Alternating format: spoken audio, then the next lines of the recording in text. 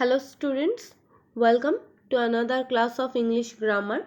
Today I'll discuss another new chapter from the syllabus of English grammar to enhance your language skill. And our today's lesson is subject verb agreement. We all know that a sentence is incomplete without a subject and a verb, and there must be an agreement between both of these. So what are the agreement or those agreements? In this class I'll discuss about it. So the first agreement between subject and a verb in a sentence is a verb must agree with its subject in number and person. That is, the verb should be of the same number and person as the subject.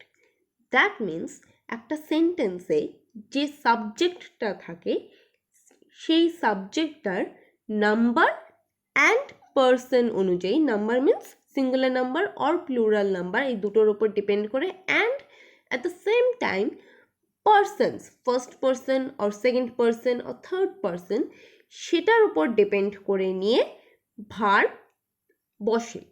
কীভাবে? Look at the first sentence, which is I am a boy.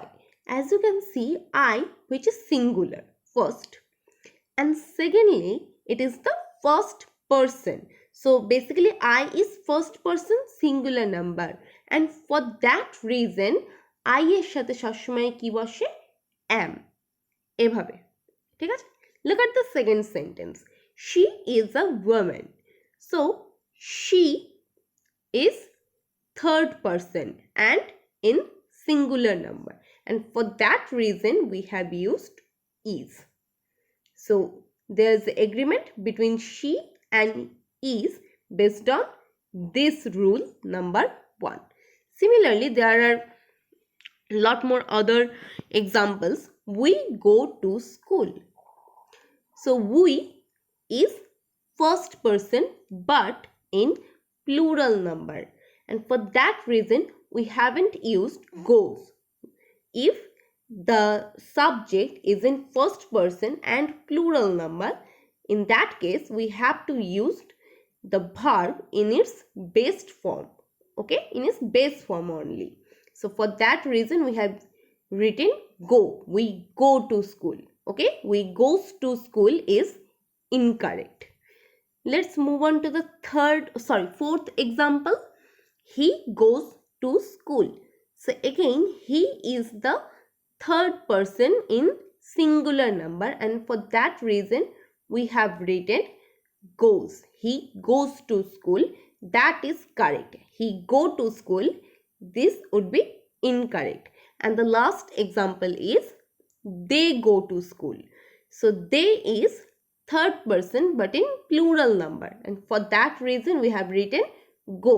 If the subject is in third person plural number, then we have to write the verb in its base form. Okay, so a verb must agree with its subject in number and person. Subject and number এবং person অনুযায়ী, according to that verb must agree. Okay, let's move on to number 2, which is saying that two or more singular subjects joined by and take a plural verb as. কি বলেছে? যে যখন two or more singular subjects, দুটো individually singular subject যখন একই সাথে joint হয়ে যায়, তখন কি ভার্ব বসে? They take a plural verb. যখন দুটো ইন্ডিভিজুয়াল সিঙ্গুলার সাবজেক্ট একই সাথে জয়েন হয়, সে সময় ভার্ব ইউজ হয় প্লুরাল। কিভাবে? Look at this examples. Kalpana and Jane. So Kalpana is singular, which is a name of a girl, and Jen is name of a boy, and they both are singular. But যখন কল্পনা and gen এরা দুজন একই সাথে joint হয়ে বসেছে, তখন verb use হয়েছে have. Have একটা plural verb. Okay, similarly look at the second example, she and her sister. তাহলে শি বলতে কোনো একজন পার্টিকুলার মেয়েকে বোঝাচ্ছে যে সিঙ্গুলার, অ্যান্ড হার সিস্টার বলেছে, নট সিস্টার্স, সিস্টার বলেছে, তার মানে তার একজন বোনকে বোঝাচ্ছে। তাহলে শি সিঙ্গুলার আর তার বোন হার সিস্টার সেও সিঙ্গুলার। কিন্তু যখন শি অ্যান্ড হার সিস্টার দুজন এই যে অ্যান্ড দিয়ে জয়েন হয়ে একসাথে বসেছে, ঠিক সে সময় ভার্ব কিন্তু ওয়ার হয়েছে। ঠিক আছে, last example, you and I. Again, you is singular here and I is obviously singular. যখন এই ইউ আর আই একই সাথে বসেছে তখন ভার্ব কি হয়েছে, আর হয়ে গিয়েছে। তাহলে যখন দুটো সিঙ্গুলার সাবজেক্ট একই সাথে জয়েন হয়ে বসবে সে সময় ভার্ব প্লুরাল ভার্ব ইউজ করা হবে, যেভাবে এখানে হ্যাভ, ওয়্যার, আর ইউজ করা হয়েছে। ওকে, let's move on to number 3 now. When two singular nouns joined by and preceded by each or every, the verb is singular as. বলেছে যখন দুটো singular noun join হয়, যেটা আগে নাম্বার 2তেও বলেছিলাম, কিন্তু কিভাবে জয়েন হয়, বাই ইচ অর এভরি, এতটুকুই ডিফারেন্স নাম্বার 2 এর সাথে নাম্বার 3 এর। নাম্বার 2তেও দুটো সিঙ্গুলার নাউন জয়েন হচ্ছিল, নাম্বার 3তেও দুটো সিঙ্গুলার নাউন জয়েন হচ্ছে, but the difference is number 2তে কোথাও ইচ বা এভরি ইউজ হয়নি, অ্যান্ড দ্যাটস ওয়াই সেখানে প্লুরাল ভার্ব ইউজ করা হয়েছে। বাট যখন দুটো সিঙ্গুলার নাউন জয়েন করা হবে ইচ অ্যান্ড এভরির হেল্প নিয়ে, সে সময় ভার্ব হবে singular. Look at this examples, every man মানে অনেকগুলো মানুষকে বোঝাচ্ছে, অনেকগুলো মানুষকে বোঝাচ্ছে না, এখানে প্রতিটা মানুষকে বোঝাচ্ছে, ইন্ডিভিজুয়ালি প্রতিটা মানুষকে বোঝাচ্ছে, প্রতিটা ছেলে মানুষকে বোঝাচ্ছে। অ্যান্ড এভরি ওয়ামেন, এগেইন প্রতিটা মহিলাকে বোঝাচ্ছে, প্রতি মহিলাকে বোঝাচ্ছে, ইন্ডিভিজুয়ালি প্রত্যেকটি মহিলাকে বোঝাচ্ছে।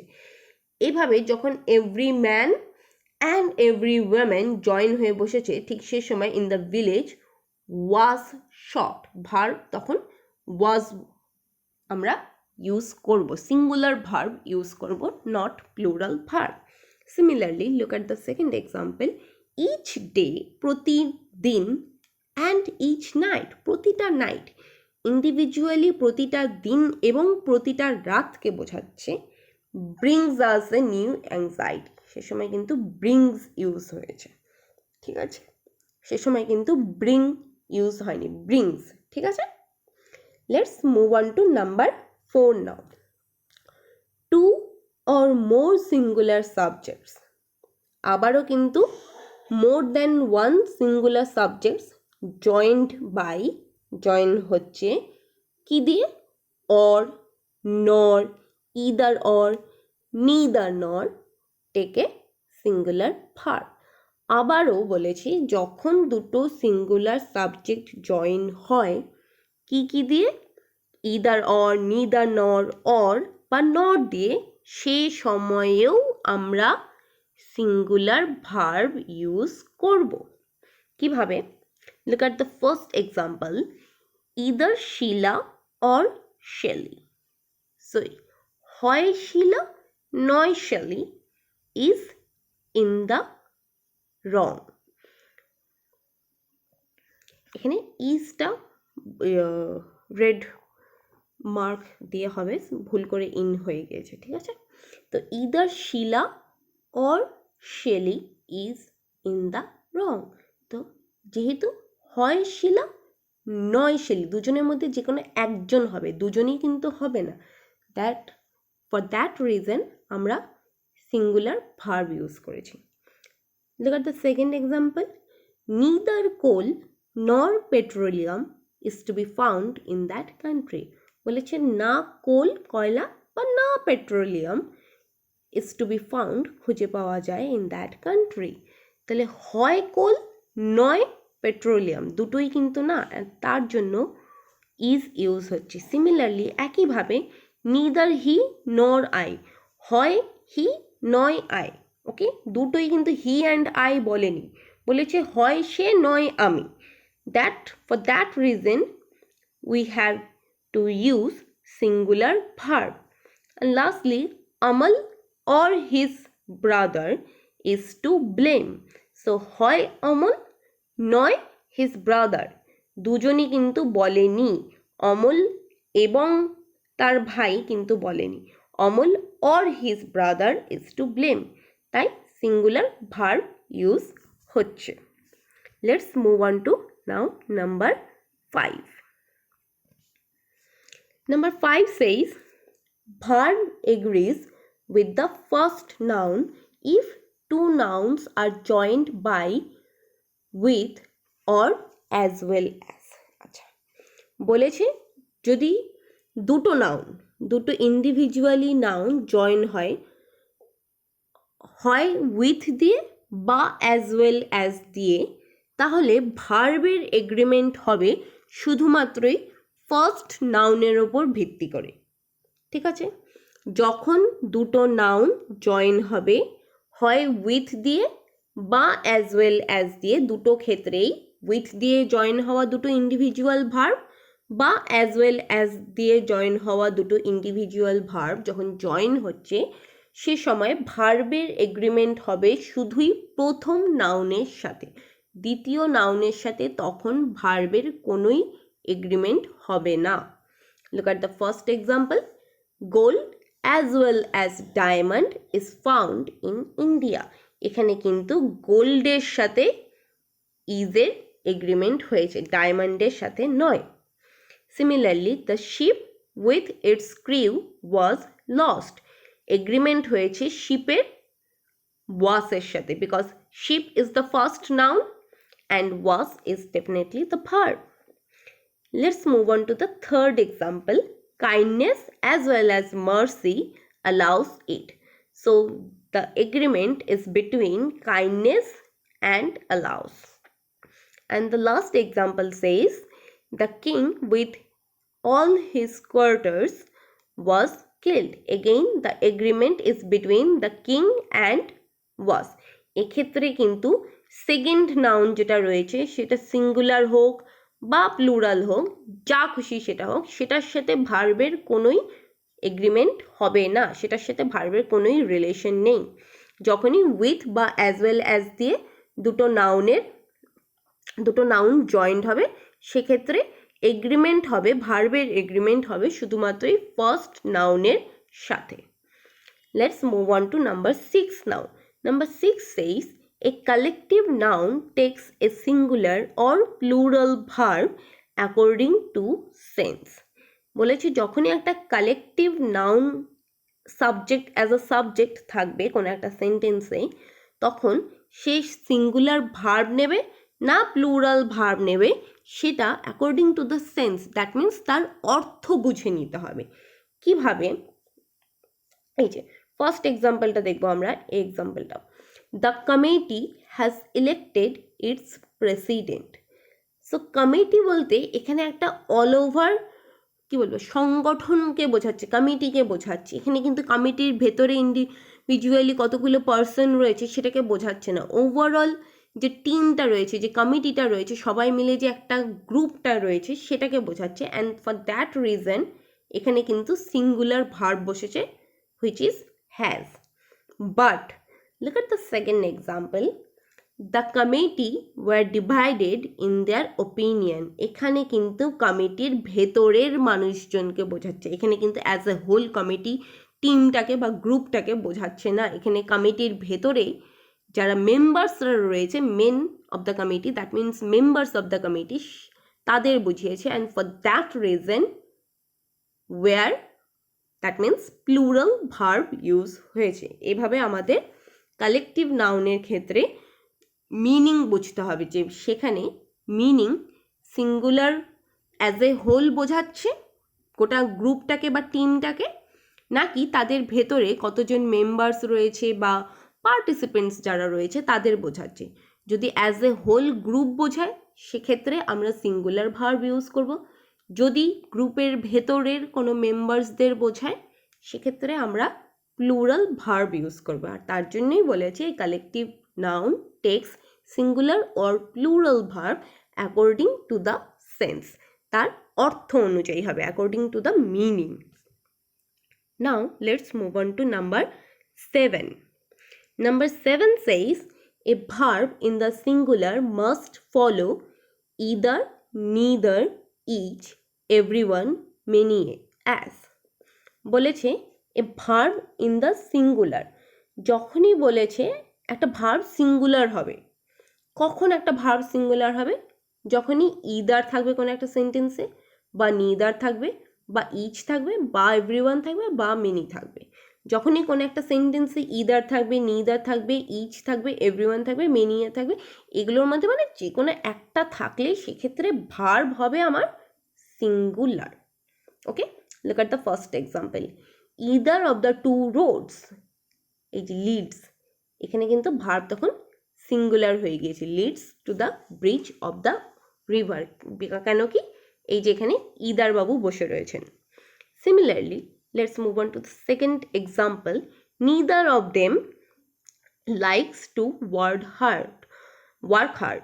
নিদার যেহেতু রয়েছে তাই ভার্ব সিঙ্গুলার হয়েছে। Third example says each of this girls has done. এখানে কিন্তু এই গার্লস দেখে নিয়ে হ্যাভ ডান বসেনি, যেহেতু ইচ রয়েছে তাই হ্যাজ সিঙ্গুলার ভার্ব আমাদের ইউজ করতে হবে। Let's move on to fourth example. Each one of this men is reliable. যেহেতু আবারও ইচ রয়েছে তাই সিঙ্গুলার ভার্ব ইজ ব্যবহার হয়েছে।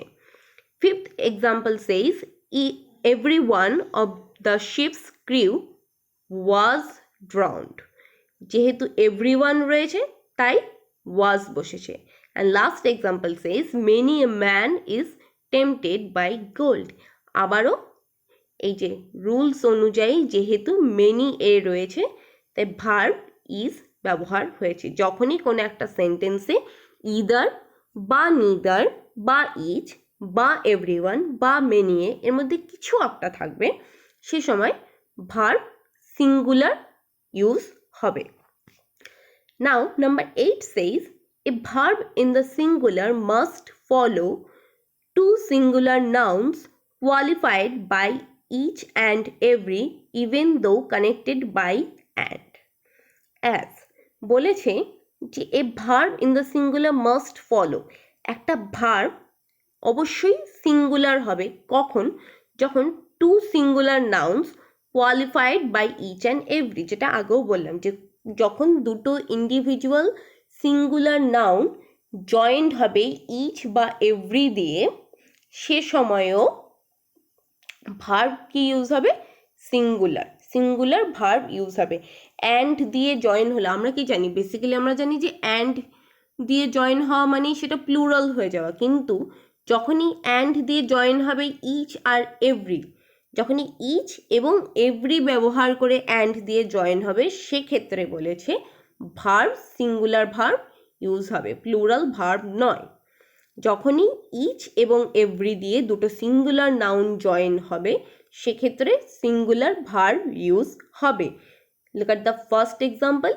ইচ বয় মানে প্রতিটা ছেলে, অ্যান্ড ইচ গার্ল এই যে প্রতিটা মেয়ে, এখানে কিন্তু মোর দ্যান ওয়ান বা অনেকগুলো মেনি হয়ে যায়নি, এখানে প্রতিটা ছেলে ইন্ডিভিজুয়ালি প্রতিটা ছেলেকে বোঝাচ্ছে, and at the same time individually প্রতিটা মেয়েকে বোঝাচ্ছে, এভরি গার্ল, ইচ গার্ল প্রতিটা মেয়েকে বোঝাচ্ছে। And for that reason we have to use singular verb was given a book. Last example from number 8 says every man and every woman in the town knows him. এখানেও আবার কোনো একটা টাউনে প্রতিটা পুরুষ মানুষ এবং প্রতিটা মহিলা মানুষকে বোঝাচ্ছে, ইন্ডিভিজুয়ালি প্রতিটা মানুষকে বোঝাচ্ছে। and for that reason we have to use the singular verb which is knows used here. Now number 9 says often the verb is made to agree in number with a noun near it instead of its proper subjects. I am reading it once again. Often the verb বলছে প্রায় ভার্বগুলো is made to agree in number. বলছে নাউনগুলোকে ভার্বগুলোকে কিসের সাথে agri করতে হয়? In number, সাবজেক্টের নাম্বারের সাথে। কোন সাবজেক্টের নাম্বারের সাথে? With a noun near it, যে নাউনটা সেই ভার্বের কাছে থাকছে, instead of its proper subject. Proper সাবজেক্টের থেকে দূরে থাকলেও হবে, ভার্বের বেসিক্যালি এগ্রিমেন্ট হয় তার সাথে যে নাউনটা তার কাছে বসছে। কিভাবে? এই এক্সাম্পলস দিয়ে আরও ব্যাপারটা ক্লিয়ার হবে যে the behaviour of the children were good. যদি এখানে আমরা বিহেভিয়ারকে প্রপার সাবজেক্ট, এখানে কে? বিহেভিয়ার। কাকে নিয়ে কথা হচ্ছে? বিহেভিয়ারকে নিয়ে কথা হচ্ছে। তাই বিহেভিয়ার এখানে প্রপার সাবজেক্ট, কিন্তু বিহেভিয়ারের সাথে এখানে এগ্রিমেন্ট হবে না। এগ্রিমেন্ট হবে এখানে চিলড্রেনের সাথে, যেটা একটা নাউন, আর সেই নাউনটার কাছেই রয়েছে আমাদের ভার্ব ওয়্যার, তার জন্য ওয়্যার ইউজ হয়েছে। বিহেভিয়ার থেকে যেহেতু আমাদের ভার্ব অনেক দূরে, তাই বিহেভিয়ারের সাথে ভার্বের কোনো এগ্রিমেন্ট, ভার্বের প্লেস যেহেতু অনেক দূরে, তাই ভার্বের বিহেভিয়ারের সাথে কোনো এগ্রিমেন্ট হবে না। যে নাউনটা কাছে থাকবে সেটা অনুযায়ী আমাদের ভার্ব বসবে, এমনটাই বলেছে number 9। Look at the second example. The quality of the mangoes was not good. এখানে কিন্তু কার ব্যাপারে কথা হয়েছে? দ্য কোয়ালিটি অফ ম্যাঙ্গোস, ম্যাঙ্গোসের কোয়ালিটি নিয়ে কথা হয়েছে। ঠিক আছে।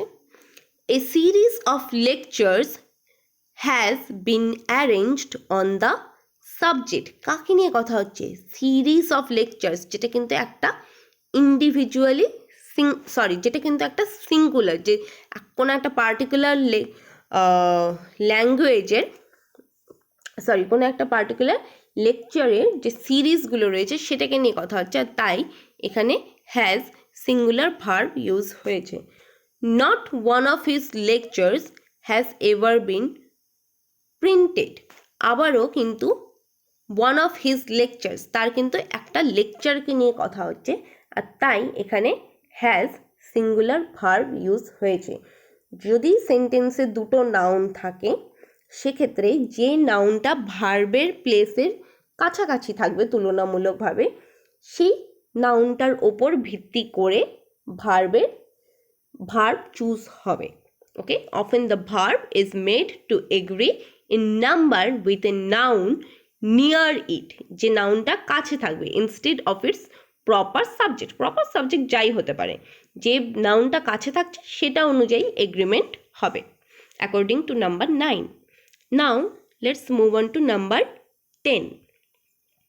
Number 10 says the verb is generally singular when a plural noun denotes some specific quantity or amount considered as a whole.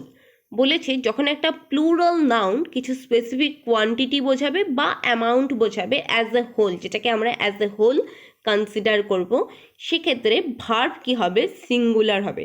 মানে আমাদের সাবজেক্টকে প্লুরাল হতে হবে। Plural noun means plural subject. যখন আমাদের সাবজেক্ট প্লুরাল হবে আর কিছু স্পেসিফিক কোয়ান্টিটি বা amount বোঝাবে, যেটাকে আমরা অ্যাজ এ হোল কনসিডার করবো, অ্যাজ এ হোল বুঝবো, সেক্ষেত্রে আমাদের ভার্ব হবে singular.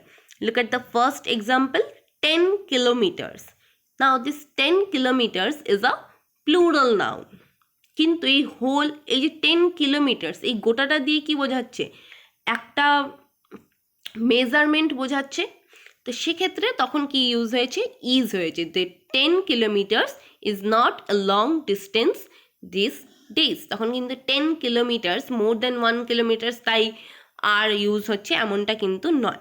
Similarly look at the second example, 1000 rupees. 1000 rupees সেটা কিন্তু ইন্ডিভিজুয়ালি মোর দেন 1 rupees, তাই কিন্তু প্লুরাল হতে পারে, বাট এখানে কিন্তু 1000 rupees বলতে গোটা একই সাথে একটা অ্যামাউন্ট অফ রুপিসকে বোঝাচ্ছে, অ্যান্ড তাই এখানে সিঙ্গুলার ভার্ব ইউজ হয়েছে, যে 1000 rupees is a good sum. The third example says 3/4 of the city is in ruins। এখানে কিন্তু কোনো একটা সিটি 3/4কে বোঝাচ্ছে, মানে অ্যাজ এ হোল বোঝাচ্ছে, 1 2 3 করে কাউন্ট করে অ্যাজ এ নাম্বার কিন্তু বোঝাচ্ছে না। Okay, similarly with the title of books and names of sciences, economics.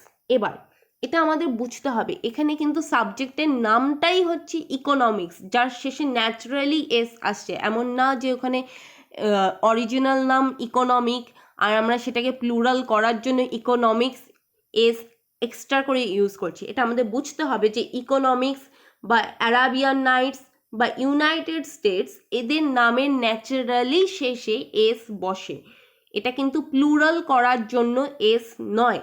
তাই এখানে কিন্তু ইজ বা হ্যাজ, মোট কথা সিঙ্গুলার ভার্ব ইউজ হবে। কেন কি, এদের নামের শেষে এস থাকতে পারে, বাট সেটা কিন্তু naturally that S is the part of their name, সেটা কিন্তু আলাদা করে প্লুরাল বানানোর জন্য বসানো বা ব্যবহার করা হয় না। Economics is an important subject these days. Similarly, The Arabian Nights is an interesting book.